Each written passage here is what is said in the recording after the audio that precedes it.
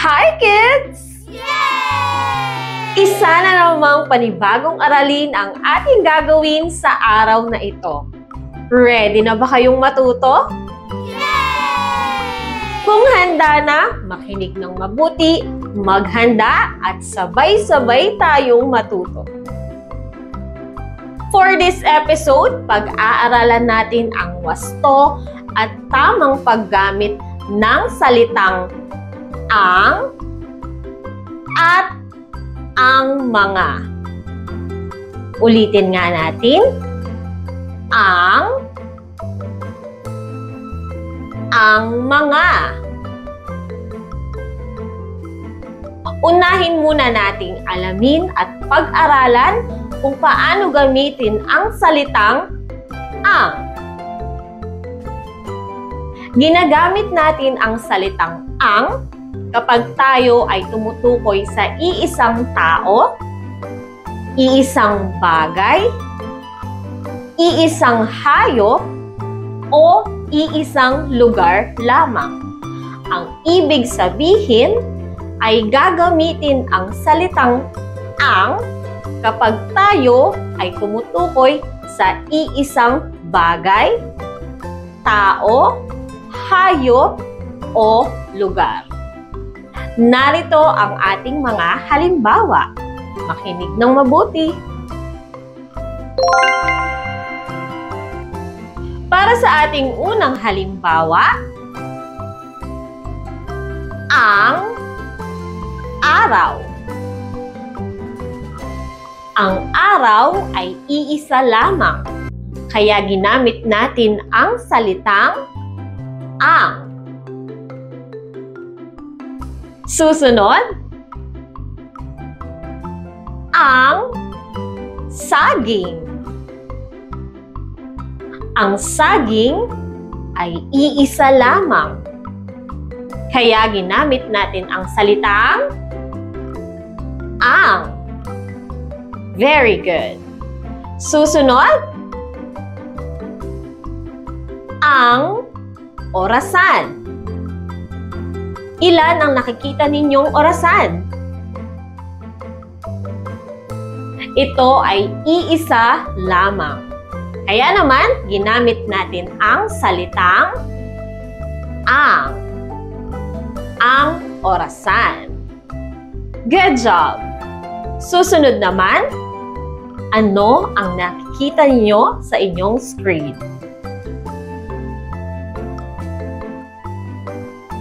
Ito ay isang usa. Ilan ang nakikita ninyong usa? Tama, ito ay iisa lamang, kaya gagamitin natin ang salitang ang. Ang usa. Good job! At ang panghuli, ano ang gagamitin ninyong salita? Ang eroplano. Dahil ang eroplano ay iisa lamang. Very good, kids!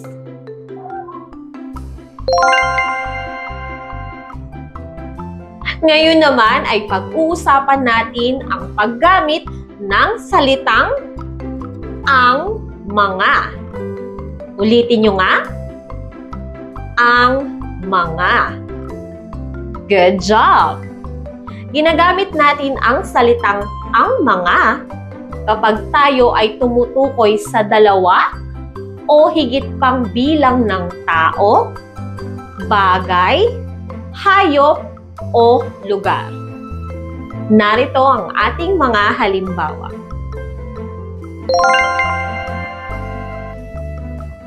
Para sa ating unang halimbawa, ang mga bato. Ginamit natin ang salitang ang mga dahil ang mga bato ay higit sa dalawa ang kanilang bilang. ang mga bato.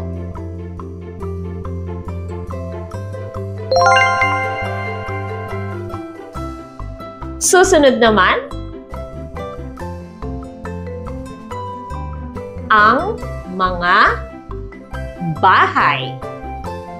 Ilan ang nakikita ninyong bahay sa inyong screen?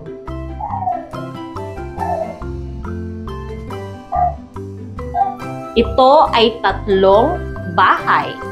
Kung kaya, ginamit natin ang salitang ang mga. Very good. Ang mga bahay. Susunod naman, ano kaya ang tama nating gamiting salita? Ang o ang mga? Tingnan ang inyong screen.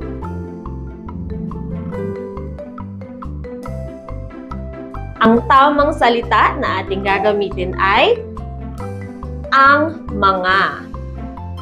Dahil ang puno ay nasa higit sa 2 ang kanilang bilang. Very good. Susunod naman, ang mga itlog. Ginamit natin ang salitang ang mga dahil ang itlog ay higit sa 2 ang kanilang bilang. At ang panghuli, ano ang gagamitin ninyong salita? Tama! Ang mga manika. Very good, kids! Remember, kids, ginagamit natin ang salitang ang kapag tayo ay tumutukoy sa iisang bagay lamang. Halimbawa, ang bola. Ang bilang ng bola ay 1. Kaya naman, ginamit natin ang salitang ang. Pero kung ang mga bola ay 2 o higit pa ang kanilang bilang, ang gagamitin natin ay ang mga. Ang mga bola. Very good.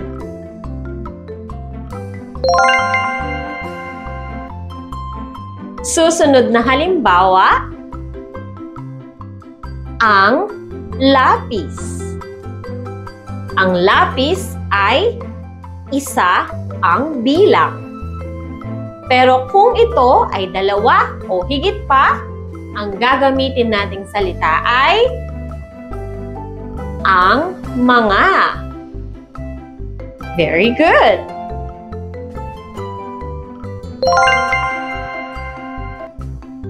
Susunod na halimbawa, ang aso. Ang mga aso. Ang ay ginagamit para sa pangbilang ng bagay, tao, lugar o hayop, at ang mga ay ginagamit sa higit sa 2 ang bilang.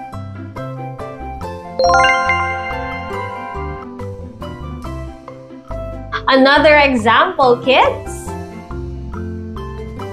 Ang libro. Ilan ang nakikita niyong libro sa inyong screen? Ito ay 1 lamang. Kaya, ginamit natin ang salitang ang. Ang mga libro. Ilan ang nakikita niyong libro sa inyong screen? Kung kaya, ginamit natin ang salitang ang mga.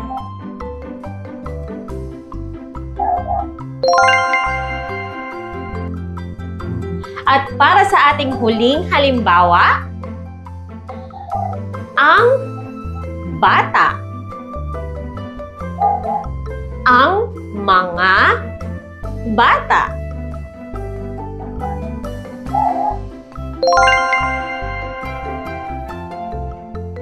Ngayon naman ay bibigyan ko kayo ng maikling pagsasanay kung may natutunan kayo sa ating mga pinag-aralan. Ang tamang paggamit ng ang at ang mga.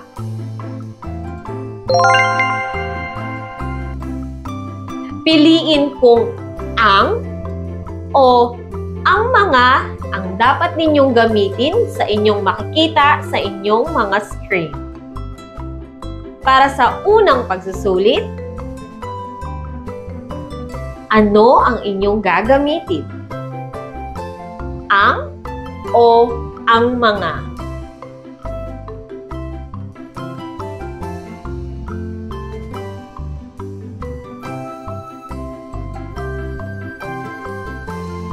Ang tamang sagot ay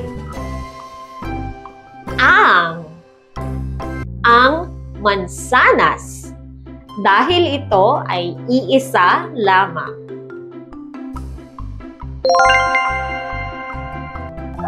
Susunod naman ang ano ang inyong gagamitin. Ito ba ay ang o ang mga? Tignan ng mabuti ang inyong screen.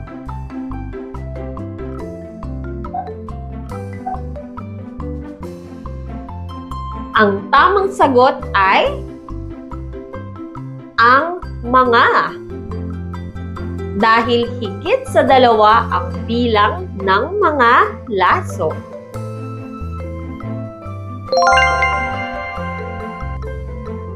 Susunod naman, ano ang tamang sagot? Ito ba ay ang o ang mga?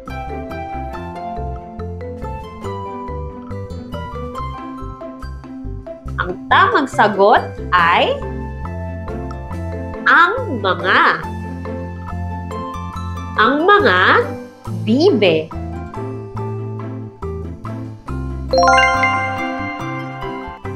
Susunod naman, ano ang inyong sagot? Ang o ang mga? Tingnan ng mabuti ang inyong screen.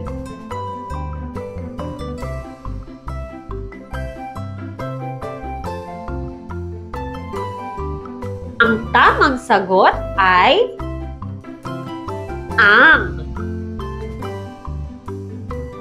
Dahil ang nakikita ninyong kotse o sasakyan ay iisa lamang.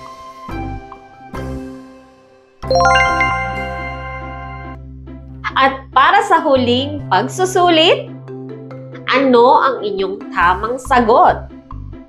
Ang o ang mga? Tignan ng mabuti ang inyong screen. Ang tamang sagot ay ang. Dahil ang bulaklak ay ilan? Iisa lamang. Very good, kids!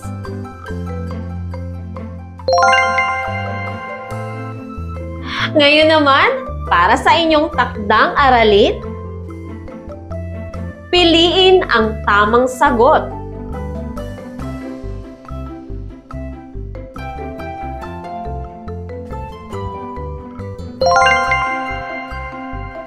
Titigan ng mabuti ang larawan. Ano ang tamang sagot? Ang pusa o ang mga pusa? Ang tamang sagot ay ang mga pusa. Susunod naman, tignan ng mabuti ang larawan. Ano ang tamang sagot? Ang lobo o ang mga lobo? Piliin ang tamang sagot. Ang tamang sagot ay ang mga lobo. Susunod, titigan ang larawan. Ano ang iyong sagot? Ang mesa o ang mga mesa? Ang tamang sagot ay ang mesa. Susunod naman, tingnan ng mabuti ang larawan. Ano ang tamang sagot? Ang payong o ang mga payong? Piliin ang tamang sagot. Ang tamang sagot ay ang payong. At para sa panghuli, titigan ng mabuti ang nasa larawan. Ano ang iyong sagot? Ang damit o ang mga damit? Piliin ang tamang sagot. Ang tamang sagot ay ang mga damit. Did you have fun learning, kids?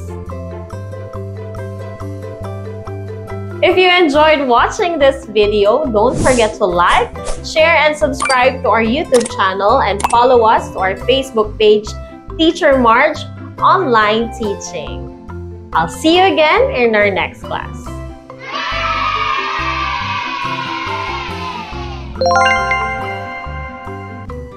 Hey kids! You're watching Teacher Marge Online Teaching.